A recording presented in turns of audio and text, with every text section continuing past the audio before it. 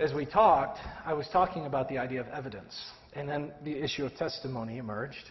And I asked him, wouldn't it be more reasonable for me to base my subjective experience on something real? Wouldn't it, put it this way, I asked him, wouldn't it be more reasonable for me to want evidence from which to spring in faith? Doesn't that make more sense than if I've got nothing and I step out? In other words, is God really honored by blind faith?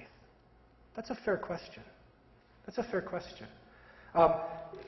John Piper gives the illustration that if someone came up to him on the street, didn't know anything about him, gave him $1,000 and said, could you put this in my bank account? But he knew nothing about him.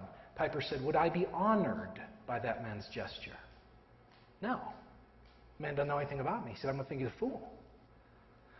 What if he had chatted with a few of my friends and had found out something else about me and knew that maybe I had some integrity or I was consistent in the way that I lived my lifestyle, and so forth?